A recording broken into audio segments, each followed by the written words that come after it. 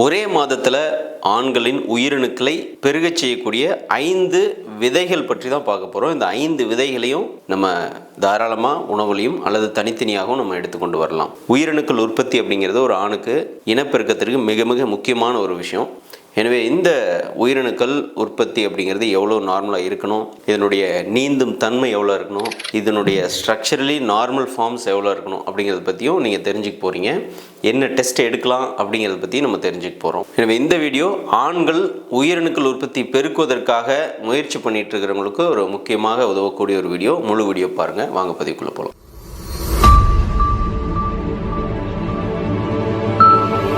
முதல்ல ஆண்களின் உயிரணுக்கள் அப்படிங்கிறது இன்றைய காலகட்டத்தில் பார்த்தீங்க அப்படின்னா பல காரணங்கள்னால 30 வயசுலேயே உயிரணுக்கள் மிகவும் குறைவாக இருக்குது. நிறைய பேர் ஒலிகோஸ்பர்மியா, அதாவது ஒரு 5 மில்லியன் இருக்குது, 1 மில்லியன் இருக்குது, 2 மில்லியன் தான் இருக்குது அப்படின்னு வரவும் நிறைய இருக்கிறாங்க. சில நபர்களுக்கு டோட்டல் கவுண்ட் அதிகமாக இருக்குது, ஆனால் அவங்களுடைய உயிரணுக்களின் நீந்தும் திறன் ரொம்ப ரொம்ப குறைவாக இருக்குது. பொதுவாக டோட்டல் கவுண்ட் அப்படிங்கிறது குறைந்தபட்சம் 15 மில்லியனாவது இருக்கணும், 15 மில்லியன் ஆவது இருக்கணும், அதிகபட்சம் ஒரு 60 மில்லியன் வரைக்கும் இருக்கலாம். பட் இப்போது நிகழ்காலத்தில் பார்த்திங்க அப்படின்னா ஆண்கள் உணவு முறை, வேலை, தூக்கமின்மை, பல்வேறு விதமான பழக்க வழக்கங்கள் இதன் காரணமாக ரொம்ப சீக்கிரமாகவே 30 வயசில் ஒரு டெஸ்ட் பண்ணால் 40 வயசு ஆளுக்கு என்ன உயிரணுக்கள் இருக்குமோ அந்த மாதிரி தான் 30 வயசு ஆளுக்கே இருக்குது. திருமணம் ஆகக்கூடிய பெரும்பாலான தம்பதிகளில் குழந்தையின்மை பிரச்சனை வந்து இன்றைக்கி மிகப்பெரிய ஒரு இஷ்யூவாக இருக்குது. எனவே டோட்டல் கவுண்ட்டு குறைந்தபட்சம் 15 மில்லியன் இல்லை அப்படின்னா நீங்கள் இந்த விதைகளை நீங்கள் உணவில் எடுத்துக்கொள்ளணும். ரெண்டாவது, நீந்தும் திறன். உயிரணுக்கள் நீந்தி செல்கிற திறன் குறைந்தபட்சம் 40% இருக்கணும். 100 அணுக்கள் இருக்குன்னா 40 அணுக்களாவது முறையாக நீந்தி போகணும். அது ப்ரொக்ரெசிவ் மோட்டிலிட்டி குறைந்தபட்சம் 5% இருக்கணும். ஆனால் இதுவே இப்போ இருக்கிறதில்ல. ப்ரொக்ரெசிவ் மோட்டிலிட்டி 1% குறைவாக நிறைய பேர் இருக்கிறாங்க. டோட்டல் மோட்டிலிட்டி பார்த்திங்கன்னா 40%க்கு மிக குறைவாக 10%, 5% அந்த மாதிரி இருக்கிறாங்க. அதே மாதிரி இதெல்லாம் இருந்தாலும் ஃபார்ம் வந்து நார்மலாக இருக்கணும். ஃபார்ம் அப்படின்னா ஒரு விந்தணுக்களுடைய ஸ்ட்ரக்சர், அவனுடைய தலைப்பகுதி, கழுத்து பகுதி, உடல் பகுதி, வால் பகுதி, இந்த பகுதிகள் கரெக்டாக ஸ்ட்ரக்சரலி இருந்தால் மட்டும்தான் அதால் நீந்தி சென்று கருமுட்டை அடைந்து கருமுட்டைக்குள்ளே ஃபியூஷன் ஏற்படுத்தி ஒரு கருவாக அவை உருவாக முடியும். அது இல்லாமல் ஸ்ட்ரக்சரலி அப்நார்மலாக இருக்குது அப்படின்னா, தலை இருக்குது, தலை சரியாக இல்லை, வால் இருக்குது, வால் சரியாக இல்லை, இந்த மாதிரி இருந்ததுன்னா உயிரணுக்களோட நீந்தும் திறன் மற்றும் கரு உற்பத்தி பண்ணுற திறன் வந்து மிகவும் குறைஞ்சி போகுது. எனவே இந்த 4 ஃபேக்டர்ஸ் ரொம்ப ரொம்ப முக்கியம். ஒன்று கவுண்ட்டு, ரெண்டாவது மொட்டிலிட்டியில் ப்ரொக்ரெசிவ் மொட்டிலிட்டி, 4வது உயிரினருக்குடைய அமைப்பு.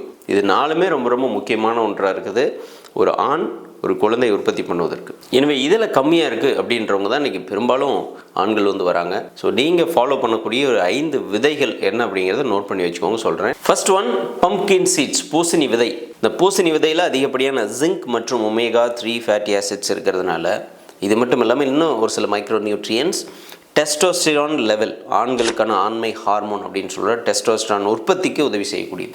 இந்த டெஸ்டோஸ்டிரான் நல்லா ஹெல்த்தியாக இருந்தது, செக்ரீஷன்ஸ் நல்லா இருக்குது அப்படின்னா உயிரணுக்கள் உற்பத்தி நல்லாயிருக்கும். டெஸ்டிஸில் அதனுடைய ஆக்டிவிட்டியில் உயிரணுக்கள் உற்பத்தியை பெருக்குது மற்றும் உயிரணுக்கள் நீந்தும் திறனுக்கு உதவி செய்யக்கூடியது. எனவே பம்ப்கின் சீட்ஸ் எடுத்துக்கலாம். இதெல்லாம் எவ்வளோ எடுக்கலான்றதை கடைசியாக சொல்கிறேன். ரெண்டாவது, சன்ஃப்ளவர் சீட்ஸ். இந்த சன்ஃப்ளவர் சீட்ஸ் அப்படிங்கிறது ஒன்றும் இல்லை, சூரியகாந்தி பூவினுடைய விதைகள் தான். நம்ம சூரியகாந்தி எண்ணெய்ன்னு பயன்படுத்துகிறோம்ல, அந்த விதை தான் சூரியகாந்தி விதை. இதை வந்து நம்ம ட்ரை ஃப்ரூட்ஸ் கடைகளில் கிடைக்கும், நீங்கள் எடுத்துக்கலாம். இந்த சன்ஃப்ளவர் சீட்ஸில் இருக்கக்கூடிய ஃபோலேட், செலனியம், விட்டமின் இ, இது 3 தான் கீ இன்க்ரீடியன்ட்ஸ் இன் சன்ஃப்ளவர் சீட்ஸ்.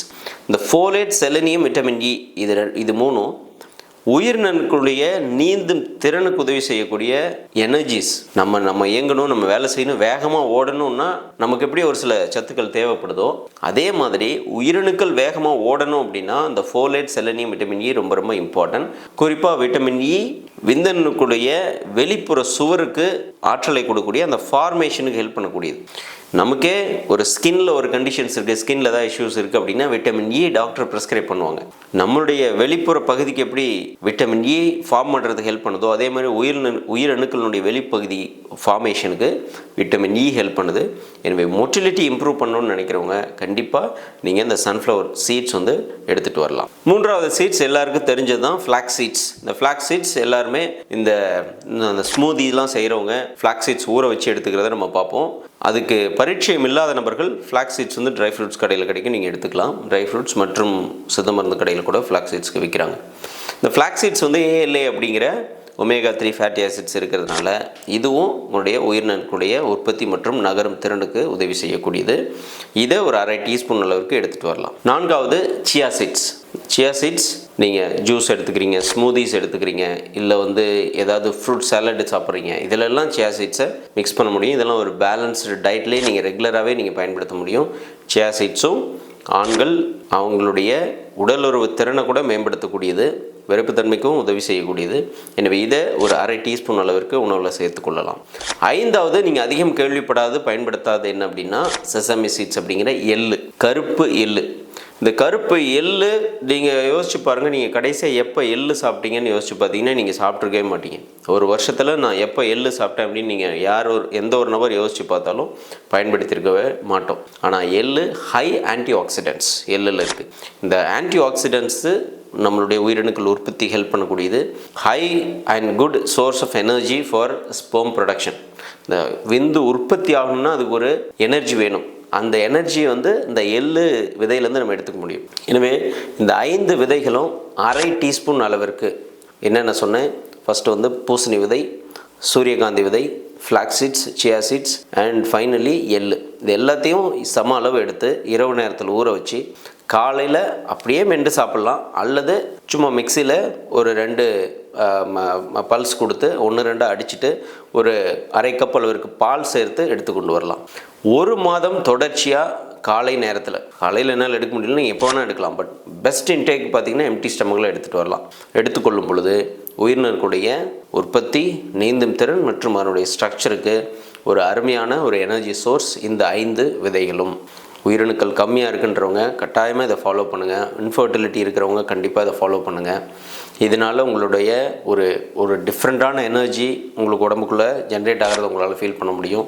டெஸ்டிஸ்க்கு ஒரு அற்புதமான ரெஜுவனேஷனை கொடுக்கும். நிறைய ஆன்டி ஆக்சிடென்ட்ஸ் இருக்கிறதுனால விதை வந்து நம்ம ஆண்களுடைய விதை பகுதி, அதாவது டெஸ்டிஸ், இதுக்கு வந்து நம்ம ஸ்பெஷல் ஃபுட்டு நம்ம எதுவுமே கொடுக்கறதில்ல. இதன் காரணமாக தான் இப்போ ரீசெண்ட் டேஸில் நிறைய பேருக்கு இன்ஃபர்டிலிட்டி வருது, ஒலிகோஸ்பெர்மியா வருது.